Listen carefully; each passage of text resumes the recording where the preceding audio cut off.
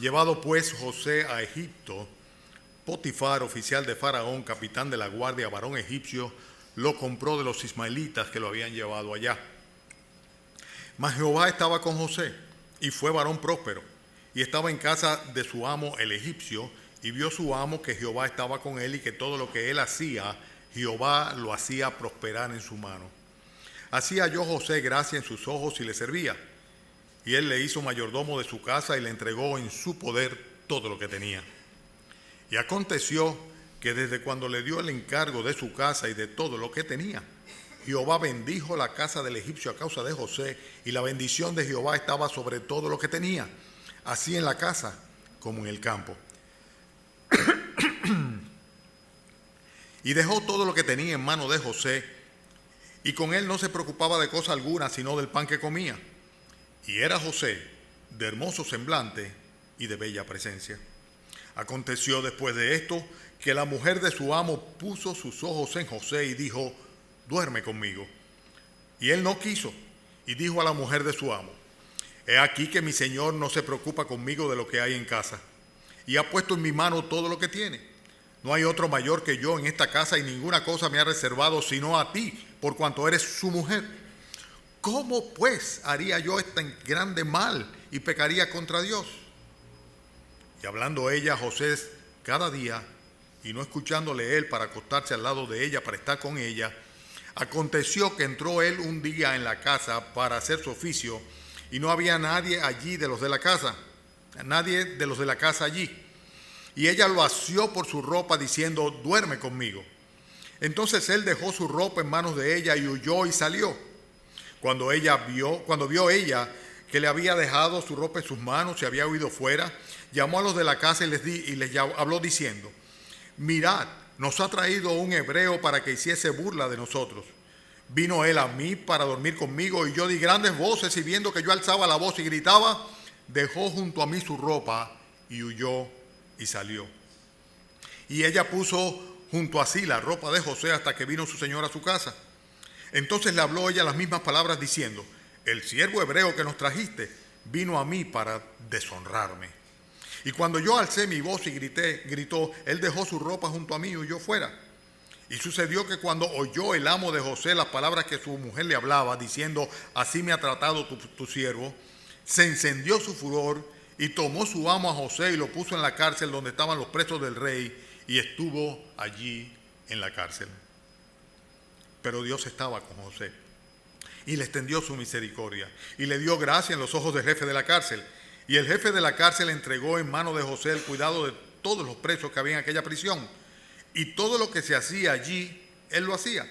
No necesitaba atender el jefe de la casa cosa alguna de las que estaban al cuidado de José, porque Jehová estaba con José, y lo que él hacía, Jehová lo prosperaba. Hermanos, ustedes recordarán que hace un par de semanas estuvimos predicando un mensaje que titulamos El carácter de un hombre excepcional. Estábamos hablando de una serie de virtudes que estaban en este jovencito que había sido llevado lejos de su familia y había sido despreciado por sus propios hermanos, y que sin embargo tenía un carácter muy particular. El capítulo 38 fue una especie como de interludio, como decíamos bien, entre el 37 y el 39. El 37 termina narrando el momento en el cual es vendido José y es llevado a Egipto, y el 39 comienza con la compra y la posesión que tiene de este esclavo Potifar. Potifar, el cual era un jefe de la guardia del faraón, o sea, una persona de mucha importancia. Hoy vamos a ver fundamentalmente la suerte que corrió este esclavo que se llama José. El texto, más que enfatizar la persona de José, como muchas veces yo he oído predicar sobre él, y las cualidades que tenía, en este caso lo que enfatiza fundamentalmente es la fidelidad de Dios. Dice en más de una ocasión: mas Jehová estaba con José. Y lo importante, el énfasis que nosotros vamos a hacer es que cuando Dios está con una persona, y si Dios está contigo en particular, hay una serie de cosas que van a suceder contigo, a través de ti y por ti o a favor tuyo, con las cuales tú puedes dar por descontado, o sea, puedes contar con ellas completamente. El hecho es que el que Dios esté contigo hace la diferencia en la vida de una persona que como José ni siquiera se quejó nunca de las situaciones por las cuales pasó. No vemos en toda la historia del Antiguo Testamento, cuando se hace referencia a José y la, vamos a llamarle, entre comillas, mala suerte aparente que tenía, que hubo una actitud de queja en ningún momento. Y todo lo que había en José era la conciencia absoluta y total de que él estaba en las manos de Dios. Lo vamos a ver al final en el libro de Génesis, cuando nosotros veamos cómo Dios va a dar redención a través de José a la nación de Israel. Pero él va a testificar de nuevo que todo era obra de Dios. Y la conciencia de que Dios estaba con él es lo que hace que él no solamente no se queja, sino que sencillamente él siga adelante en un plan que él no conoce, a pesar de que lo vislumbró a través de una serie de sueños. Pero para llegar al final de esa historia o de ese plan divino, habría de pasar por muchas vicisitudes. No se trataba realmente de José, sino que se trataba de Dios obrando en José para gloria de Dios mismo, y esto es lo que enfatiza el texto una vez y otra vez. Pero Jehová estaba con José. Si Dios está contigo, en consecuencia, nosotros podemos aprender que así como sucedió con José, es muy probable que tú no vas a estar libre de pasar por mucho sufrimiento. Es todo lo contrario de aquella iglesia Pare de Sufrir, ¿verdad? Aquellos brasileños, ¿verdad? Pare de sufrir. O sea, ven a Dios para que pare de sufrir. Ven a Cristo para que tú tengas una vida plena, una vida completa. Ven para que tú seas prosperado. Pero no es lo que vemos nosotros en el caso de José. La comunión entre Dios y José, o José con su Dios, era plena. Pero sin embargo, el hecho de que Dios esté contigo no va de ninguna manera a implicar el hecho de que tú vas a estar libre de sufrimiento. Nosotros vemos que José fue llevado a Egipto y de un momento a otro resulta que de ser un muchacho amado de su padre, él se había constituido en una persona odiada y repudiada por sus propios hermanos y sus familiares. Nos damos cuenta de que este jovencito de 17 años, que era parte de un clan numeroso, la familia de Jacob, de un momento a otro se ve exiliado y solito, completamente solo, sin nadie que conociera o le conociera en los alrededores, en lo que era el centro de la nación más poderosa de aquella época, en el mismo Egipto. Nosotros vemos que fue un príncipe que se crió en cuna, por así decirlo, de oro con servidores, niño consentido de la madre preferida, de la esposa preferida de Jacob, aquel que el propio padre le hacía una túnica especial de colores para que estuviera vestido como un principito, pero sin embargo de un momento a otro se ve como un servidor sin ningún tipo de derecho ni privilegio. Y vemos nosotros entonces que de ser un hijo predilecto de una familia noble y una familia, como bien sabemos, de la línea genealógica del Mesías, pues pasa a ser nada más y nada menos que un esclavo de un pagano, de un impío, como era Potifar. ¿Por qué? Bueno, porque Dios no estaba con él, porque Dios no lo estaba bendiciendo, todo lo contrario. Dice, Dios estaba con él, pero esto no implicaba de ninguna manera el hecho de que íbamos a tener una vida plácida sin ningún tipo de inconveniente. Muchas veces nosotros tendemos a pensar que cuando una persona está pasando por una mala situación es consecuencia de su impiedad o su alejamiento de Dios. Y eso es constituirnos en jueces, que es precisamente lo que Dios dice que no debemos hacer. Tenemos que tener mucho cuidado al juzgar. Y muchas veces tendemos a pensar todo lo contrario también. O sea, yo estoy bien. ¿Por qué? Porque Dios está bendiciendo, me está bendiciendo mi negocio, está bendiciendo mi familia, está bendiciendo todo lo que yo hago, consecuentemente yo estoy bien, Dios está conmigo.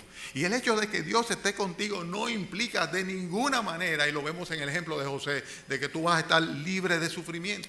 O sea, a pesar de que el Señor esté con nosotros, y muchas veces por el hecho de que el Señor está con nosotros, es que nosotros sufrimos en este mundo. La Biblia lo explica de una manera muy clara cuando dice que todo aquel que quiere vivir piadosamente en Cristo va a sufrir persecución. Y el sufrimiento, la persecución, la calamidad que viene de diferentes fuentes, de nuestra propia naturaleza pecaminosa, del hecho de estar en un mundo caído. Pero muchas veces también viene del hecho de que Dios nos purifica, como dice la Escritura, a través de las pruebas, para cumplir su propósito en nosotros, para gloria de Él y no de nosotros. Y este es el caso específico de lo que estamos viendo acá con José. Hermanos, si tú pasas por dificultades, eso no significa que Dios te ha abandonado de ninguna manera. Posiblemente Dios está más cerca de ti que nunca. Más cerca de ti que nunca en el tiempo en el cual tú estás pasando por esos sufrimientos. Y esto es bueno tenerlo siempre bien presente. El hecho de que Dios esté contigo no implica que tú vas a estar exento, libre de sufrimiento. No tiene nada que ver necesariamente una cosa con la otra. La otra cosa que vemos nosotros es que si Dios está contigo, esto va a ser la clave, o sea, el punto de partida, la contraseña para que tú tengas una verdadera, genuina prosperidad. Y la prosperidad de la que hablamos, de lo que dice acá en el versículo 2, mas Jehová estaba con él y fue varón próspero, dice que estaba en la casa del egipcio, no está sujeta a las circunstancias. Tú dirás, pero próspero, pero era un esclavo. Sí, pero está hablando de la prosperidad de él. Posteriormente va a hablar de la prosperidad del egipcio y de la casa del egipcio, pero en este caso dice que él, siendo un esclavo, era un varón próspero. Y es que la prosperidad no podemos medirla de ninguna manera en función de las circunstancias por las que estamos pasando en un momento dado. Una persona puede ser siervo, puede ser pobre, puede ser rechazado como él lo era, y con todo ser una persona próspera. Pastor, ¿qué usted dice? Bueno, muy simple. Hay una prosperidad que es la prosperidad espiritual. Y muchas veces cuando una persona está en baja, ¿verdad? Como quien dice, en baja es cuando Dios está obrando en su espíritu, obrando en su corazón, obrando en su alma y en su entendimiento, a fin de transformarlo cada vez más a la imagen de nuestro Señor Jesucristo. Y la Biblia entera está llena de ejemplos de esto, y nosotros lo podemos decir también por experiencia de tantos hermanos que hemos visto cómo el Señor lo ha prosperado a través de la crisis y la escasez. Y cuando viene entonces la supuesta abundancia, es cuando muchas veces entonces lo vemos desviarse, lo vemos dejarse arrastrar. Pero a lo que estoy enfatizando es el hecho de que hay una prosperidad que es una prosperidad espiritual, la cual nosotros, si tenemos un orden, una escala de valores correcta, debemos priorizar. Lo primero que debemos querer es una prosperidad que venga de adentro. Hay una prosperidad emocional. Por ejemplo, yo recuerdo siempre una expresión de un sacerdote que decía que el problema fundamental del dominicano era que nunca maduraba, que seguía siendo niño. O sea, emocionalmente no se convertía en un hombre, en un adulto. Siempre tenía una mentalidad infantil. Bueno, yo no sé si tenía razón o no tenía razón, pero emocionalmente debemos crecer nosotros, los seres humanos. Debemos crecer y debemos prosperar emocionalmente. Y esa prosperidad emocional debe manifestarse en todos los aspectos de nuestras relaciones interpersonales, comenzando con nuestras relaciones con nuestra propia familia y luego extendiéndose hasta la generalidad y fundamentalmente haciéndose notable dentro del cuerpo de nuestro Señor Jesucristo. Un crecimiento espiritual, un crecimiento emocional y un crecimiento, por ejemplo, intelectual. O sea, una persona realmente para ser próspera intelectualmente, tú lo puedes ver, los padres nos regocijamos cuando vemos que nuestros hijos pues sacan buenas notas y cuando se gradúan y llegan a un grado y pasan al próximo grado. Este crecimiento o esta prosperidad intelectual es algo que también es muy importante, es fundamental en la vida de las personas, que crezcan, que maduren intelectualmente, y todo esto no tiene nada que ver con la otra prosperidad que es la material. O sea, el que pueda adquirir confort, dinero, recursos y que físicamente se desarrolle. Y sin embargo, si nosotros realmente queremos tener la prosperidad plena, la que viene de Dios, que comienza con la obra de Dios en nuestras vidas, entonces nosotros tenemos una clave, y es la clave de acercarnos a aquel que puede prosperarnos, que puede bendecirnos y que puede multiplicar su gracia sobre nosotros. Si Dios está con nosotros, nos va a suceder exactamente lo mismo que le pasaba a José, que en vez de ser una persona digna de lástima, era una persona que, como dice el versículo 2, que fue varón próspero. Dios lo prosperó. Dios lo prosperó. Y eso lo hacía a él una persona especial. En medio de la casa de Potifar, entre todos los esclavos que había allá en Egipto, sin embargo, él era alguien especial. Dios estaba prosperando a aquel jovencito. Es posible que le haya pasado cerca de 10 años en la casa de Potifar. De 10 a 13 años. Se estima que posiblemente en el momento en que he echado en la cárcel está cerca de los 30 años, cerca más o menos de esa edad. Pero quiero enfatizar que la prosperidad no está sujeta a las circunstancias. Muchas veces decimos, estoy aquí, yo siempre quise tener mi casa y no tengo mi casa. Esto no es tan importante que tú tengas tu casa. ¿Cómo está tu familia? ¿Cómo estás tú espiritualmente, anímicamente, intelectualmente, emocionalmente?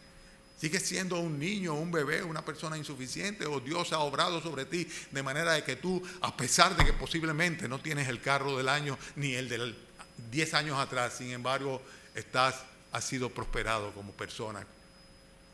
Si Dios está contigo, sin lugar a dudas, que vas a ser prosperado como también lo fue José. Otra cosa que hace o que resulta del hecho de que Dios esté contigo es que va a hacer de ti una persona excepcional o fuera de lo común. no podemos decir que José era una persona normal.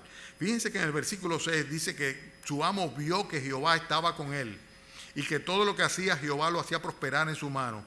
Dice versículo 4, y así halló José gracia en sus ojos y le servía. Y le hizo mayordomo de su casa y le entregó en su poder todo lo que tenía.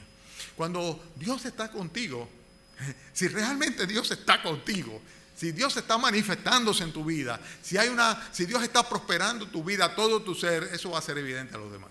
Va a ser evidente a los demás. Los demás van a notar tu particularidad. Dice que Potifar de una vez se dio cuenta que ese no era un muchacho cualquiera, que ese no era un esclavo cualquiera. O sea, este no era un esclavo cualquiera, sino que era una persona donde Dios se manifestaba, donde Dios obraba.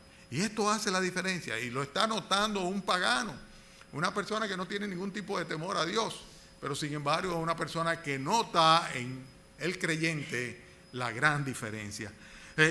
A causa del comportamiento de una persona, de la manera como se conduce honradamente, inclusive de su vocación de servicio, de la actitud con la que hace las cosas, debe notar aquella persona que te tiene como empleado o que te tiene como jefe o como patrón, debe notar que hay una diferencia en ti, debe notarlo y tu testimonio debe calar en ellos.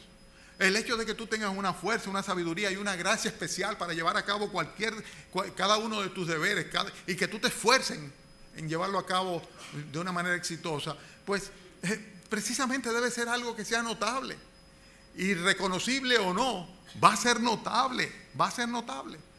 Ustedes recuerdan, por ejemplo, en el caso de los corintios, la Biblia le decía a los corintios que ellos eran espiritualmente pobres, a pesar de la riqueza que había en Corintios y de la riqueza que tenía la iglesia allá, por la cantidad de dones que Dios había repartido entre ellos. O sea que el Señor mismo le dijo, yo no puedo hablarles a ustedes como espirituales, sino como a carnales, como a niños en Cristo. Pero en el caso de un creyente que está evidenciando la presencia de Dios en su vida, va a ser todo lo contrario. O sea, va a tener hechos y va a tener resultados, y por los resultados va a ser visible la presencia de Dios en su vida. Fíjense qué interesante. El apóstol Pedro, por ejemplo, exhorta a los creyentes y le dice, amados, yo os ruego como extranjero y peregrino que os abstengáis de los deseos carnales que batallan contra el alma. Y luego le dice de una manera muy clara, manteniendo buena vuestra manera de vivir entre los gentiles, para que en lo que murmuran de vosotros como de malhechores, glorifiquen a Dios en el día de la visitación. En otras palabras, andando de una manera correcta en medio de los incrédulos, de los gentiles, de manera de que sencillamente se haga evidente que Dios está obrando en ti y terminen glorificando a Dios el día que Dios les visite. Si Dios está contigo, Él va a hacer de ti una persona excepcional, una persona fuera de lo común a los ojos de los demás.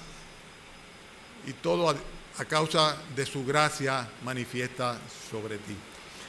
Hermanos, si Dios está contigo, como José, tú vas a ser un instrumento de bendición para todos los que se relacionen contigo. Óyeme, hay gente que son así. Hay gente que yo quiero estar cerca de ellos siempre, que me gusta tenerlos cerca de mí. Muchos de ustedes, hermanos, le doy gracias al Señor por tenerlos cerca. ¿Por qué? Porque son una bendición en mis vidas. En el caso de José sin lugar a dudas fue una bendición. Fíjense el versículo 8. Dice, aconteció que desde cuando se le dio el encargo de su casa y de todo lo que tenía, Jehová bendijo la casa del egipcio a causa de José. La bendición de Jehová estaba sobre todo lo que tenía, tanto en la ciudad como en el campo. En otras palabras, prosperó el egipcio a causa de José. Potifar era un hombre que era simplemente, por así decirlo, un militar. Un militar que se ocupaba de cosas que eran posiblemente muy indignas dentro de esa cultura. Pero sin embargo, Dios bendice a Potifar por el simple hecho de que José está bajo su supeditación y que José está al frente de las cosas de Potifar. Se convierten de un momento a otro, este jefe de la cárcel, los prisioneros, el faraón, todo el que tenga contacto con José, se va a convertir en una persona bendecida a través de José, a causa de José, porque Dios bendecía a José y prosperaba todo aquello que él tocaba. Qué bueno cuando hay personas así cerca de nosotros. Y qué bendición y que nosotros podamos ser así también. Que los demás puedan reconocer la gracia de Dios en nosotros por el hecho de que son beneficiados de una manera y de otra en todo término por la presencia nuestra y la cercanía de nosotros a sus vidas. Hermanos, hay personas que son así. Hay personas que son como un ungüento para el enfermo, dice la Escritura. Hay personas que son realmente una bendición en la vida. Y José era un instrumento de bendición para sus relacionados como consecuencia de que Dios estaba con él. La diferencia la hacía que Dios estaba con José. Si Dios está contigo, esto no va a implicar de ninguna manera que tú vas a estar exento de tentación. Como no vas a estar exento de sufrimiento, no vas a estar exento de tentación. La tentación vino. Versículo 7 dice que aconteció después de todo esto que la mujer de su amo, ¿qué hizo? Puso los ojos en José y le dijo, duerme conmigo. Bueno, ustedes saben que la belleza física en muchas ocasiones se convierte en un factor adicional de riesgo. Mi hermano Jesús no lo veo por aquí, pero yo siempre le doy cuerda, digo, con todas esas niñas lindas que hay en tu casa, compra una escopeta grande. Porque es un factor adicional de riesgo. Hay tanto énfasis en nuestra cultura, en nuestra época, en el físico. Y por eso hay una actitud de inconformidad con lo que Dios nos ha dado, con el cuerpo que Dios nos ha dado, con la estatura que Dios nos ha dado, con los pechos o las piernas o la nariz que Dios nos ha dado, al punto tal de que la gente anda como loca en búsqueda de un esquema determinado de belleza. Pero en muchos de los casos, esto no es solamente que el indicio de que algo no anda bien dentro de la persona. Y esa insatisfacción que se traduce finalmente en adquirir, por así decirlo, una expresión externa,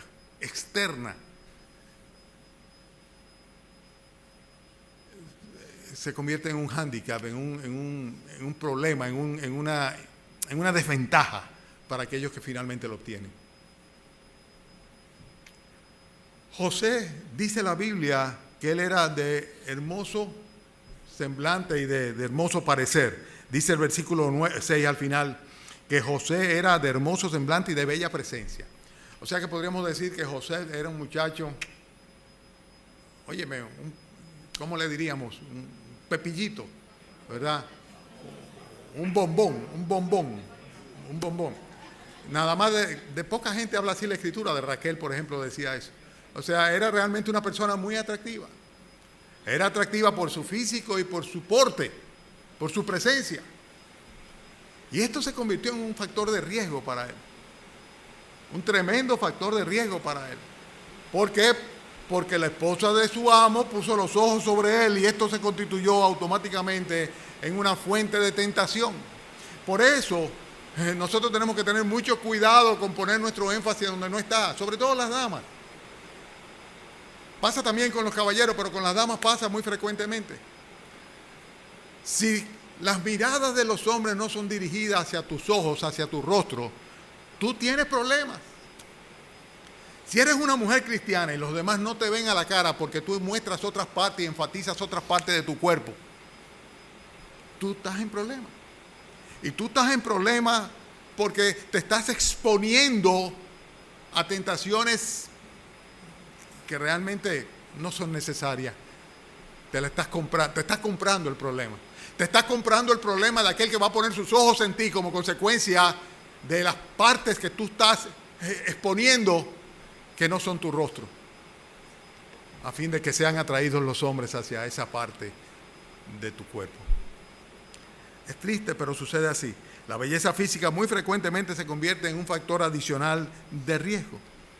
¿De riesgo de qué? De riesgo de ser tentado. Y el hecho de que Dios ande con nosotros no nos va a eximir de ser tentados, por el contrario. Muchas veces Satanás, en alguna manera, pues incentiva nuestra naturaleza lasciva, a fin de que nosotros pues nos veamos exacerbados en pro de aquello que precisamente es una condición de riesgo. Hermanos, la fuente de la tentación puede apelar a nuestra naturaleza, pero también puede apelar al poder y puede apelar también a la conveniencia. Por ejemplo, la que puso los ojos sobre José, lo puso porque José era de hermoso semblante y de buen parecer, ¿verdad? Pero era además de esto la mujer de su amo. No fue una muchacha cualquiera ni una prostituta alguna, alguien que tenía poder. Y esto que estaba sufriendo o que padeciendo José no era otra cosa que sencillamente lo que hoy día se le llama acoso sexual por una persona que está en una posición de poder, de superioridad. Pero todo esto es una situación muy crítica, porque también podríamos decir que era una situación que podría lucir inclusive conveniente por el mismo hecho de que se trataba de una persona que estaba en autoridad, de una persona que tenía poder. O sea, era la mujer de su amo precisamente. Es una situación muy particular. Él era un hombre joven, un hombre fértil. Luego va a casarse y va a tener varios hijos. Un hombre que sin lugar a duda a los 30 años le hervía la sangre, con sus hormonas completamente activas. Pero además de esto estaba solo. O sea que él no tenía que darle cuenta ni a papi, ni a mami, ni a aquel que me vio nacer, ni a la profesora del colegio, ni al vecino, ni a nadie, nadie me conoce, yo estoy solo aquí.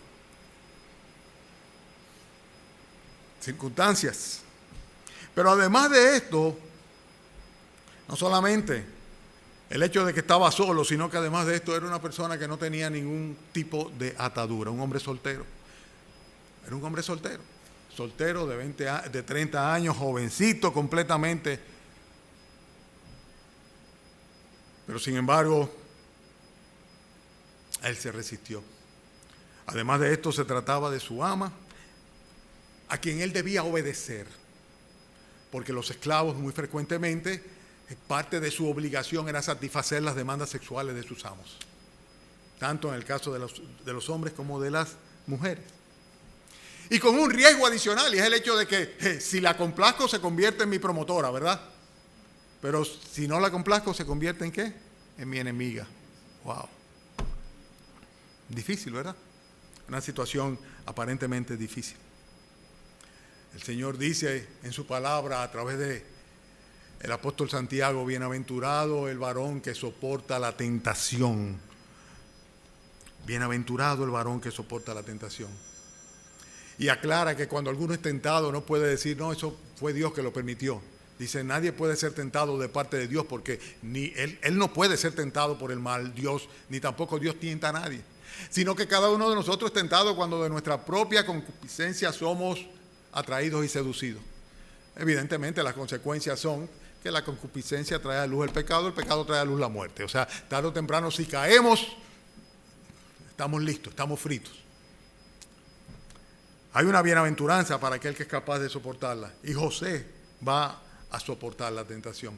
¿Y saben cuál va a ser el hecho de que él pueda soportar la tentación? Que Dios estaba con José.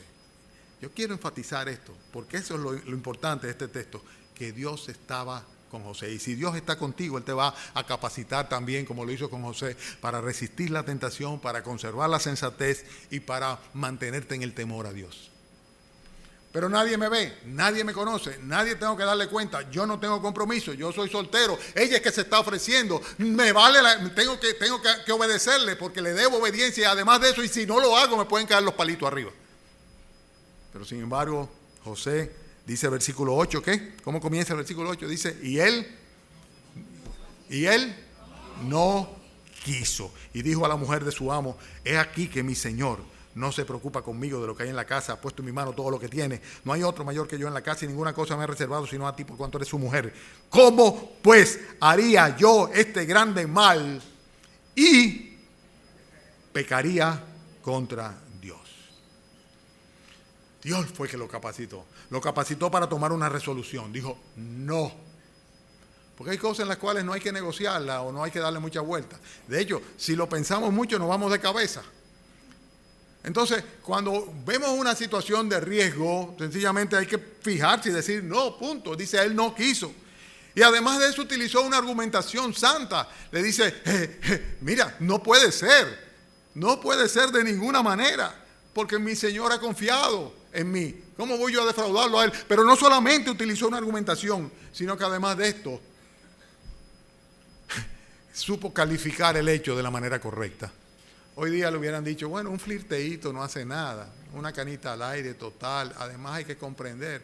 Eso se llama simplemente, bueno, eso son cosas que pasan, es natural. O sea, él le dice, eso es un pecado contra mi Dios. Él le llama un pecado contra Dios. En la sociedad que nosotros estamos viviendo, la fornicación ya no se llama así. Se llama convivencia. Se llama tener una pareja. Al matrimonio se le llama así, tener pareja. Como si fueran animales que se aparean. ¿Será? Dios mantuvo en su cercanía con José su mente suficientemente lúcida como para él decir, eso no puede ser. No por esto, por esto, por esto. Y además no porque se trata de mi Dios. ¿Cómo voy yo a pecar en contra de mi Dios? Todo pecado es transgresión contra Dios. Si yo me porto mal contigo, estoy pecando contra Dios. Y de una manera muy particular, y una advertencia de tener mucho cuidado con la fornicación. Dice, el que fornica contra su propio cuerpo peca. La Biblia exhorta a jóvenes, cuidado que no los engañe el diablo. Cuidado, mucho cuidado. Pero si andas con Dios, si Dios está contigo, Él te va a capacitar para que tú mantengas la sensatez y el temor a Dios prevalezca en tu vida. Y serás bienaventurado el varón que soporta la tentación, porque cuando haya resistido la prueba, le está preparada la corona de justicia que Dios ha preparado para los que le aman. Dios va a coronar a aquel varón que de una manera consciente delante de él dice, no, porque no voy a pecar contra mi Dios. No, porque no voy a defraudar la confianza que ha sido puesta en mí. No, porque no.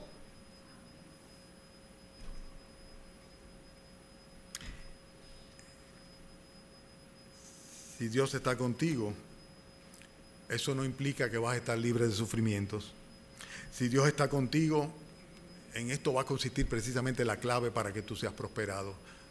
No materialmente, no más que materialmente, emocionalmente, espiritualmente. Si Dios está contigo, va a ser de ti una persona excepcional. ¿En qué sentido excepcional? En el sentido de que los demás van a darse cuenta que tú no eres una persona común y corriente. ¿Y cuál va a ser tu diferencia? Tu preparación, tu talento, tu inteligencia. No. Que Dios está contigo. Te vas a constituir en un testimonio viviente de la presencia de Dios. Si Dios está contigo, vas a ser un instrumento de bendición para aquellos que se relacionen contigo. El sensato va a querer tenerte cerca, porque sencillamente va a ser beneficiado por ti. Si Dios está contigo, te va a capacitar para resistir la tentación, porque no te va a eximir eso de ser tentado. Recuérdense que el Señor Jesucristo fue tentado. El propio Señor Jesucristo. Y Dios estaba con él. Pero fue tentado por Satanás. Si Dios está contigo, Él te va a dar la capacidad de resistir la tentación y de prevalecer en la lucha contra la carne, contra el mundo y contra el mismo diablo que te va a estar atacando. Dice que esto se arreció, versículo 10, dice, y hablando ella con José cada día. O sea que no fue un día solamente, era ahí. Y no escuchándolo él para acostarse con ella, aconteció que un día, él entró un día en la casa para hacer su oficio, no había nadie en esa casa. Ella lo asió por la ropa y le dijo, duerme conmigo. ¿Y qué hizo José? Versículo 12 al final. Entonces, se me durmió la congregación. Predicador aburrido, ¿cómo no se van a dormir? Entonces él, ¿qué hizo? Dejó su ropa en manos de ellas y huyó.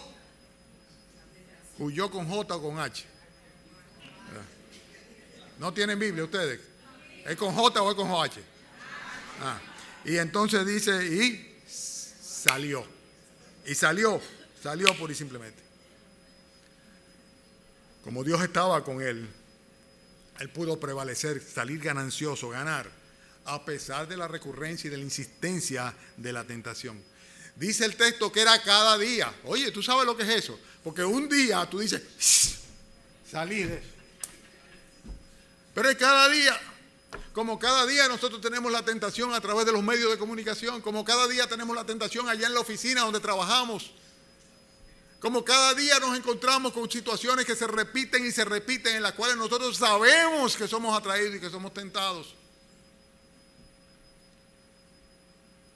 Cada día. Pero sin embargo, el hecho de que Dios estuviera con José hacía la diferencia completamente, porque le permitía perseverar en sus convicciones, perseverar a pesar de las circunstancias inclusive. Fíjense que en ese caso ya no había nadie en la casa. Dicen que tiempo y ocasión es todo lo que se necesita para irse de cabeza. Bueno, apareció el tiempo y la ocasión específica. No había nadie en la casa, él fue a cumplir con su deber sin saber que no había nadie en la casa, y ese fue el momento en el cual la mujer dijo, ahora sí no se escapa, este está cogido. Mira. Y lo agarró y él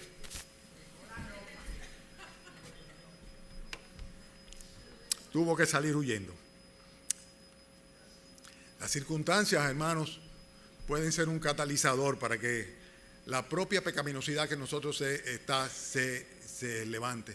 Por eso es tan importante, por ejemplo, que nosotros tengamos cuidado de que los televisores estén en lugares públicos y no en lugares cerrados, donde todo el mundo vea lo que tú estás viendo. Y si es posible, las computadoras también, sobre todo con los jóvenes, con los niños, en las casas, para evitar que la promiscuidad, la perversión entre por la ventana de los ojos a los corazones de nuestros niños. Por eso es tan importante evitar circunstancias, lugares, compañía de gente, la cual tú sabes que, óyeme, si tú te vas a tomar una Coca-Cola con fulano, sutano y perencejo, tú vas a terminar involucrándose en sus conversaciones, tú vas a terminar involucrándose en sus planes y vas a terminar cometiendo sus hechos. Entonces, sácale los pies a esa gente. Tienes que huirle a esa gente, decirle muchas gracias, pero no estoy interesado. A mí no me atrae, a mí no me gusta o no quiero, simplemente no.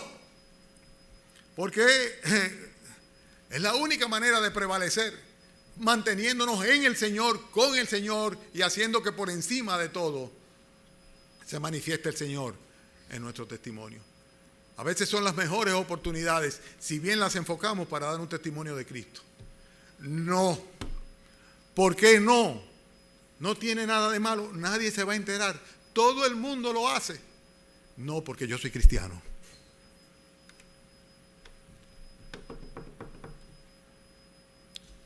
No estoy teorizando. Hay que hacerlo, hay que hacerlo. Y son oportunidades preciosas para que la gente vea la diferencia de si Dios está con uno y lo que es no tener a Dios en uno. Hermanos, si Dios está contigo, tú vas a tomar la decisión correcta. Y la decisión correcta, ¿tú sabes cuál es? Huir de eso. Salir. Y de manera particular cuando se trate de fornicación y de adulterio. Ya lo referí hace un momento, huir de la fornicación, huir de la fornicación. O ignoráis que vuestro cuerpo es templo del Espíritu Santo, que Él mora en vosotros y que no sois vuestros. El que fornica contra su propio cuerpo peca, dice la Escritura. Y nosotros debemos necesariamente glorificar a Dios en nuestro cuerpo y en nuestro espíritu, porque ambos son de Dios. Estoy citando, parafraseando más bien, 1 Corintios capítulo 10, versículo 18. Ahora, ¿cuál es la buena nueva? Que Dios da la salida. A veces la salida es decir no. A veces la salida a la situación de tentación es apelar al razonamiento. ¿Cómo voy a traicionar la confianza que se me ha dado? A veces la salida es decir, ¿cómo voy a pecar en contra de Dios? Y a veces la salida es patitas, paquete que te tengo. Salir huyendo. Y eso no es cobardía, eso es valor.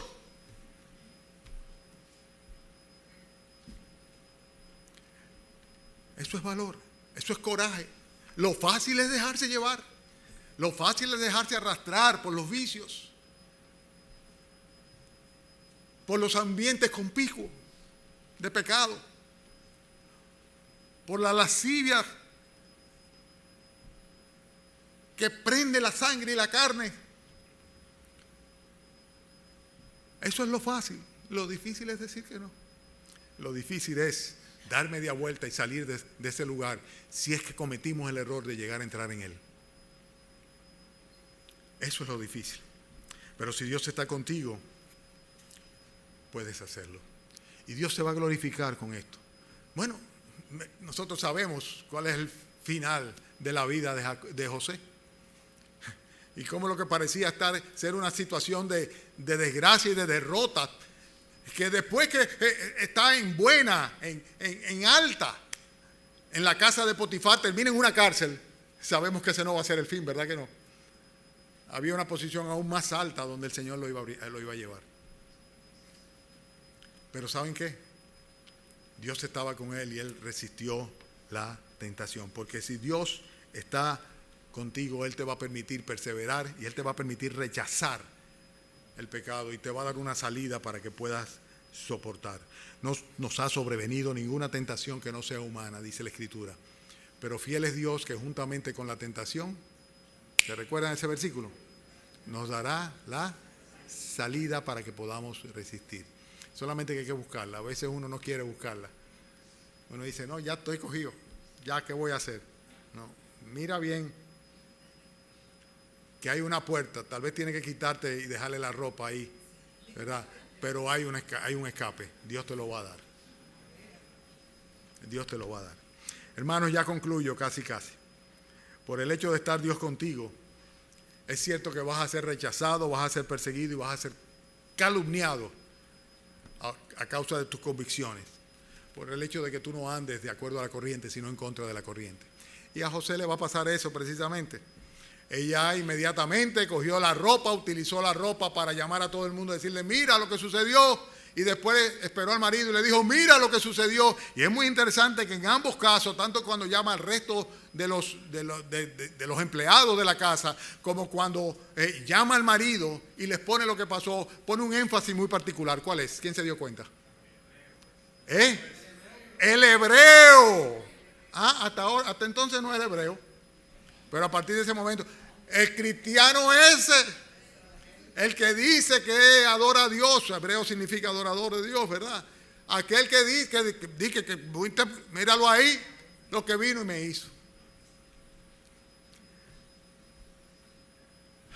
Pasa así, precisamente. Precisamente sucede de esa manera. Vas a ser entonces señalado como una persona completamente extraña, como un hebreo, ¿verdad? Vas a ser calumniado, vas a sufrir injusticia, posiblemente por mantenerte fiel a tus convicciones. Pero al final de todo esto, versículo 21 dice, pero Jehová estaba con José. ¿Qué importa lo que los demás digan? Si Dios es con nosotros,